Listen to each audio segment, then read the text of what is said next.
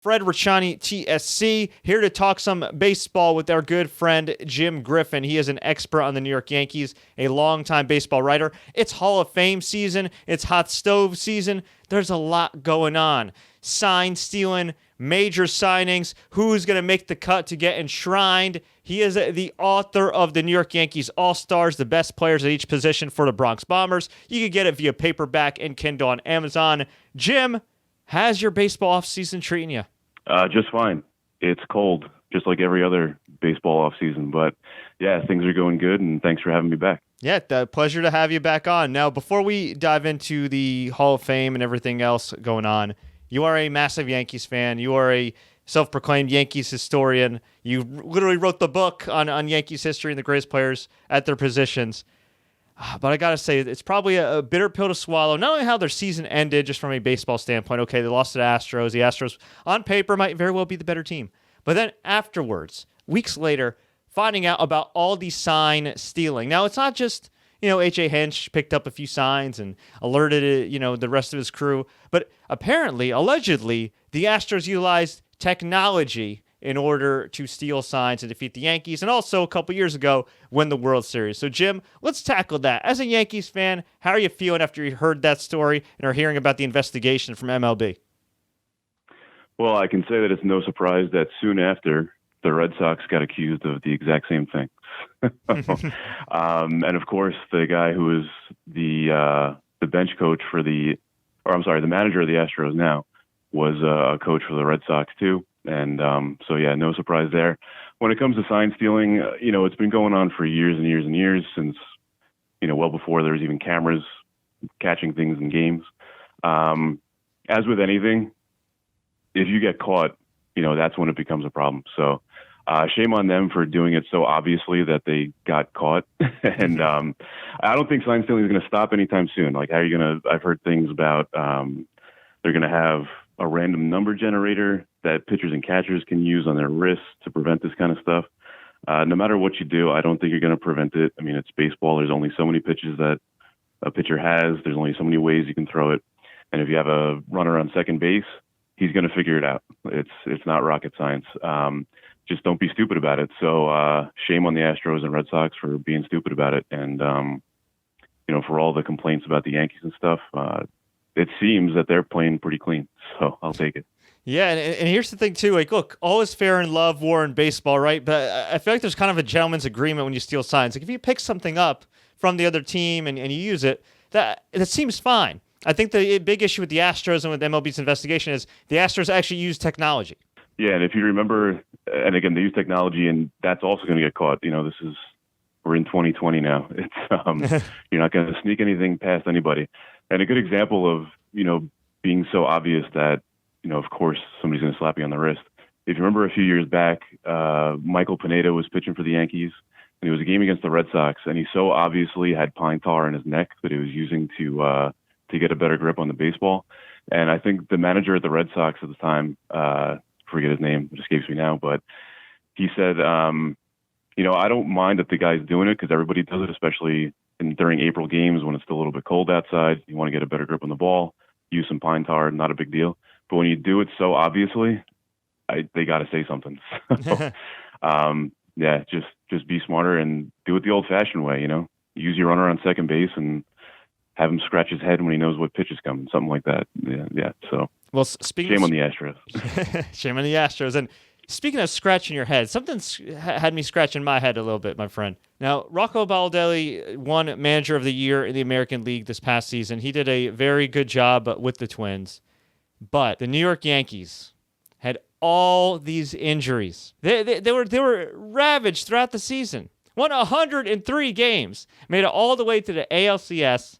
And for whatever reason, that wasn't good enough for Aaron Boone to win Manager of the Year.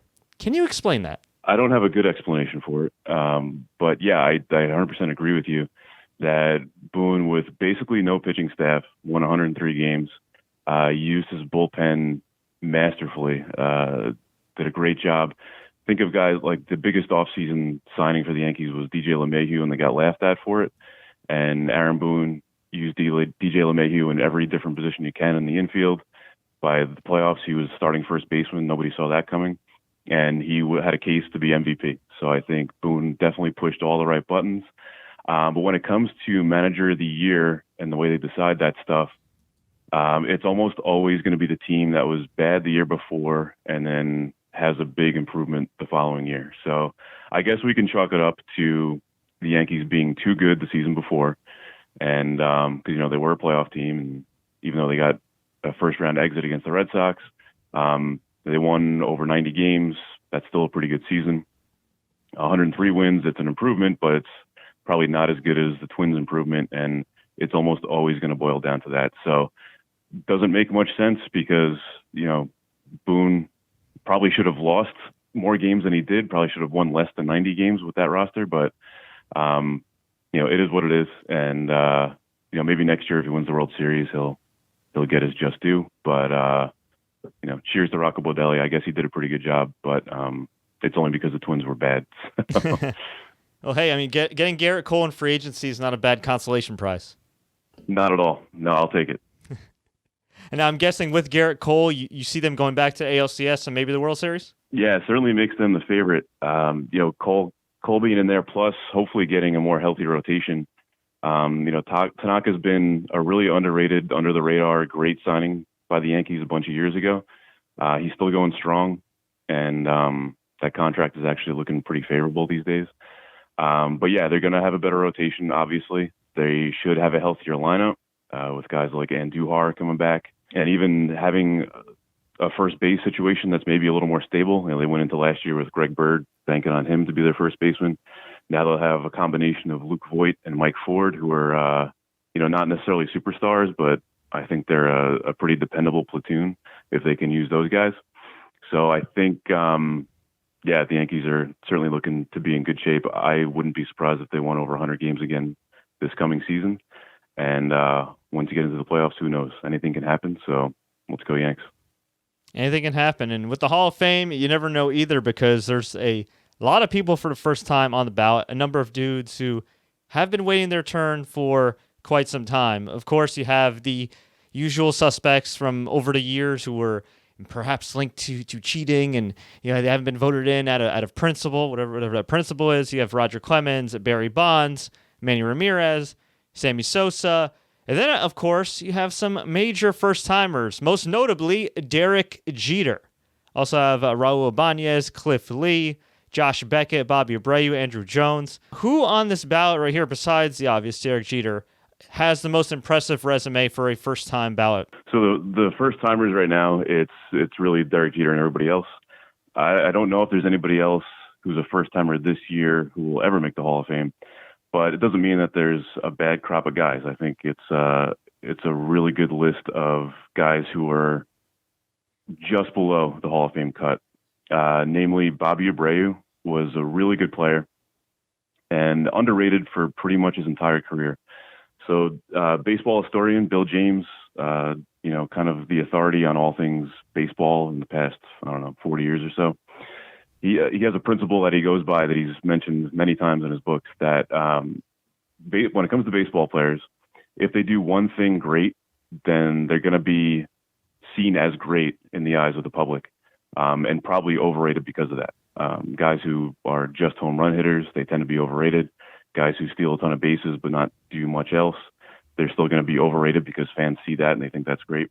But guys who do a lot of things or almost everything really well, but nothing terribly eye-popping or great, tend to be extremely underrated. And that's right where Bobby Abreu fits in, because he was a very good fielder. He was a great hitter for a lot of years, extremely productive, extremely consistent, healthy, played a ton of games. But he does fall just short because he never had that superstar year, and he was never quite a superstar in the league. He was, always in that probably one of the top 20 players in the league, but never top 5. And I think for that reason, he kind of slips under the radar. And his resume does fall just a bit short.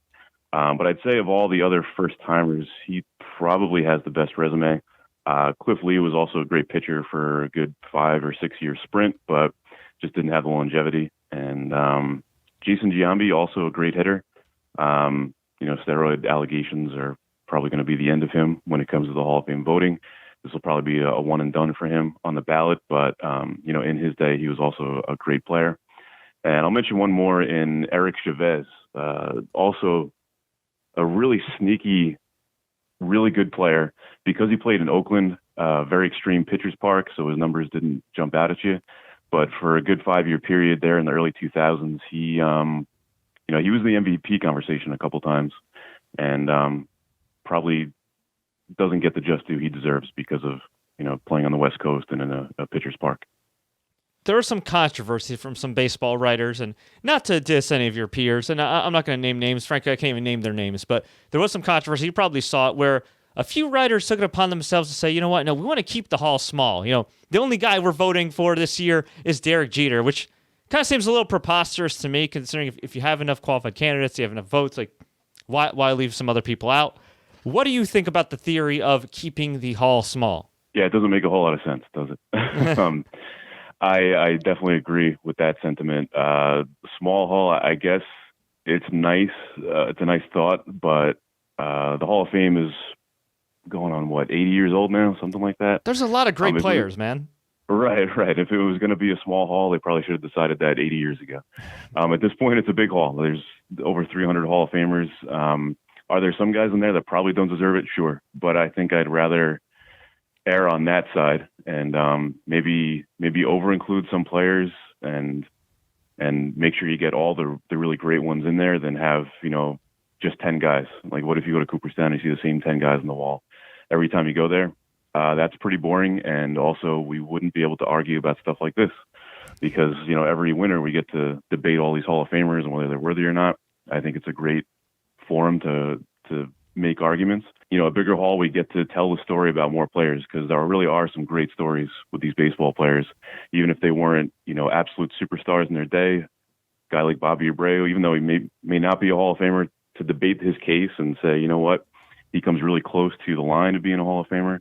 I think that only makes things better for baseball fans, and that's part of what makes the game fun. So yeah, let's have a nice big hall and let's argue about it. There we go. I definitely dig that. You're somebody that's definitely into analytics based on our last interview and everything else and analyzing the game.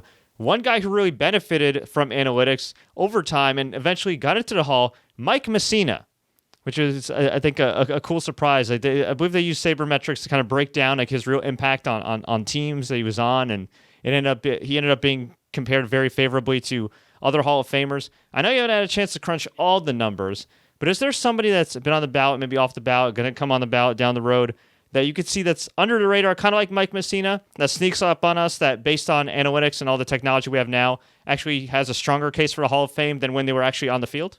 Yeah, so there's a guy on the ballot right now in Scott Rolen, who in his day also wasn't like the public didn't think he was great, or I guess in the eyes, especially during his career in Philadelphia, he got a whole lot of flack, especially from his own manager, Larry Bowa. Just, I guess they didn't see eye to eye. But I think that kind of tarnished his reputation. He was kind of a quiet guy, but he took himself real seriously. He was a truly great player, but he doesn't really get the recognition for that. And this is his third year on the ballot. He first came on the ballot with a pretty lukewarm reception. He was down around, I think, 20% or so. Last year, he got a nice bump, and even this year, of all the public ballots that have been released, he's on 50% of them. So it seems like he's making nice progress.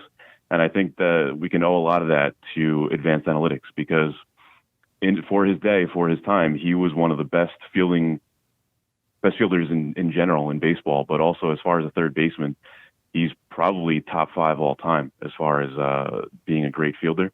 And on top of that, he was no slouch as a hitter. He didn't have really high batting averages, but he had good plate discipline. He drew a ton of walks. He didn't strike out a whole lot. He had decent power. He would give you 20 to 30 home runs every year.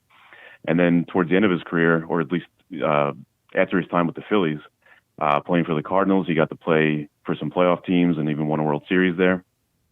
And he bounced around a little bit towards the end of his career, but he was also part of some successful Reds teams, some of the only successful Red teams that have been on past, I don't know, since they won the World Series in 1990. And I think he was a big part of that. He was a veteran leader. He was still a productive player, again, a great fielder. And I think now in hindsight, now that people are able to crunch the numbers, they see what a great player Scott Rolen really was. And I think, if we look 4 years down the road or so, we might see him in Cooperstown. I think that's a great thing. That's a win for analytics. If you were the one that could ultimately decide who goes in this year, who would you pick? Well, Derek Jeter's a slam dunk. I think that's obvious. The only question about Derek Jeter is whether he's going to be unanimous like Mariano Rivera was last year. So far, so good. He's on every ballot that's been released so far. So I'm going to eliminate Derek Jeter from the conversation because I think that's obvious. Aside from Derek Jeter, the guy who absolutely should have been on probably 10 years ago, and this is his last year of eligibility, is Larry Walker. Everything I said about Bobby Abreu earlier applies to Larry Walker, except he was better than Bobby Abreu at everything. Larry Walker was a great fielder, especially as a right fielder, one of the best right fielders you'll ever see as far as being in the outfield. A great hitter. He doesn't get a lot of credit for that because he played in Colorado, and people just assume that his numbers looked good because he played in Colorado. But playing in Montreal, he was also a great hitter. Playing in St. Louis, he was also a great hitter. So yeah, sure, his numbers looked better because he did play in Colorado, but even if you adjust them because of the park factor, Larry Walker was a truly great hitter. And he was also a great base runner. He didn't steal a ton of bases, but when it comes to base running, the advanced analytics also paint the picture that he was, in the top 100 all time as far as base runners. So I think Larry Walker is an absolute Hall of Famer. It seems like this might finally be the year that he's going to make it, and I think that is also a huge win, for baseball in general. But Larry Walker is also a really interesting case because he has a great story. As a Canadian, he grew up being a hockey fan, and he knew next to nothing about baseball. I've read things that when he was in the minor leagues, he didn't even know the rules. Like he ran from third base straight to first base when there was a fly ball because he didn't understand that he had to go back to second if he ran over that base. So yeah, he's a Canadian hockey player who decided that baseball was his best shot at having a successful career. He played baseball the way he played hockey. He was rough and tumble in the outfield. He would run into walls and not care. And at the end of the day, he was an all-time great baseball player, and I think he'll finally get recognized for that this year. And rightfully so. Steroid era guys, do you see any of them finally getting in? A guy like Barry Bonds, for example? Yeah, so I think you can't talk about Bonds without Clemens, too. I think they're two peas in a pod. I do think they will get in, and actually, as far as the ballots are tracking right now, they're both over the 75% threshold. That'll probably change because the ballots that aren't publicly released tend to be guys who are old school and would certainly penalize them for steroid use, but both of them have a couple more years of eligibility, and I do think they'll creep over that 75% threshold. And I'll just address the elephant in the room when it comes to steroid use and if they belong in the Hall of Fame or not. I do think that especially guys who are no doubt about it superstars like Bonds and Clemens, you can make the case that Bonds is probably a top 3 position player all time. You can make the case that Clemens is a top 3 pitcher of all time. They absolutely belong in the Hall of Fame. And when it comes to steroid use, I think you could make the argument that they did those steroids, and they did it to gain a competitive advantage. Would you agree with that? That it was a competitive advantage thing? Yeah, and I think also to kind of prolong their careers. I mean, we talked about this last time we spoke.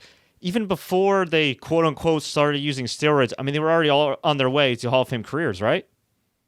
Absolutely. And when it comes to the competitive advantage issue, there are a ton of guys in the Hall of Fame right now who did much more egregious things to directly suppress players to gain a competitive advantage for themselves. One guy comes to mind is Cap Anson. He's a guy who started his baseball career in the 19th century. He was baseball's first real superstar. And not only did Cap Anson willingly and willfully make sure that African-American players didn't play in baseball while he was playing, he actually planted the seed of the idea that baseball should be racially segregated. And he directly suppressed those players by, as the biggest superstar in baseball, if he was playing against a team that had a black player in that team, he said, I refuse to play. And that would drive down ticket sales. That would drive down, publicity for baseball, stop the game from growing. So he did far more to set baseball back than Bonds and Clemens ever did. Yet he's got a plaque in the Hall of Fame. He's been celebrated for over 100 years as an all-time great baseball player.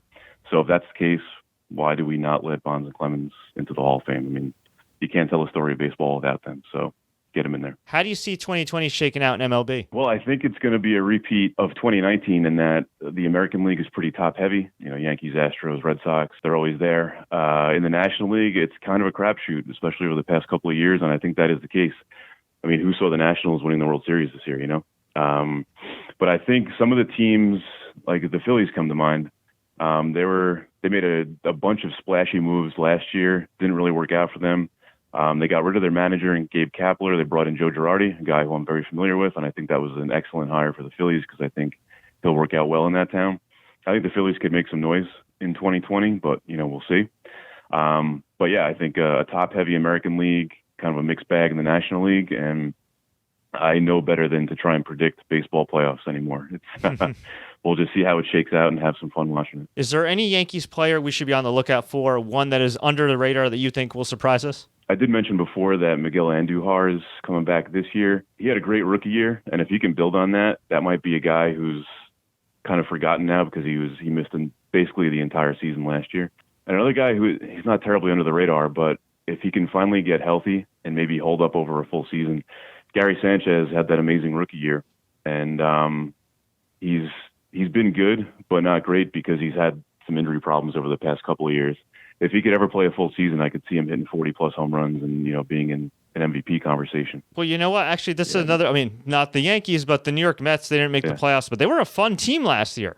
They were a really fun team, and they almost made the cut in the playoffs. I think if they could continue that development, the Yankees are obviously levels ahead of them right now, but I think it's always fun when both New York teams are doing well, at least for us. Yeah, I agree. I think it's great for baseball when two New York teams are doing really well, two rabid fan bases, two huge fan bases that actually have fans all over the country. And I think Met fans might argue with you that the Mets are fun to watch. I think a lot of them have a lot of pain watching their team play. But this past season, been in this. Yeah. And the Mets, I feel like they've been in this kind of nebulous area where they're floating between good and kind of mediocre for a while now. But yeah, if they can get it together and get some guys healthy too, because Yoenis Cespedes missed pretty much all last year. He's a huge bat if they can get him healthy. They can definitely make some noise, and especially in that division, like I mentioned, the Nationals, nobody saw them coming. It's pretty much up for grabs. You got 3 or 4 teams that can compete in that division, and one of them could very well be the Mets. Hey, look, the close losses weren't fun to watch, but I'm just saying, Pete Alonso, that guy's a stud. Absolutely, yeah, and set the rookie record for home runs, led the major leagues in home runs last year. When you think of the Mets, you don't think of great hitters usually. They had Mike Piazza for a bit. They had Darryl Strawberry back in the 80s. And aside from that, you don't really think of great Met hitters. So Pete Alonso has a chance to kind of change that trend. And within a few years, we could be talking about Pete Alonso as the greatest hitter in Mets history. So that's pretty cool. Pretty cool. And it was pretty cool to talk to you, Jim. Before we go, where can fans find you and your book online? So you can find my book online at Amazon. You can also find it at brick-and-mortar retailers like Barnes & Noble. It's called The New York Yankees All-Time All-Stars. You can also check out my blog. Since the book has been published, I had a ton of extra content that I've been putting on my blog. It's called jimmysaysblog.blogspot.com, and that says S-E-Z for Jimmy Says. So yeah, there's a ton of content there, and I'm actually about to put up some Hall of Fame posts because there's 11 former Yankees on the ballot this year, and I'm trying to cover them all via some posts. It's going to be a race to the finish, but I think I'll squeeze them all in there. So, looking forward to that. Jim, always a pleasure. Thanks so much, and enjoy this Hall of Fame season.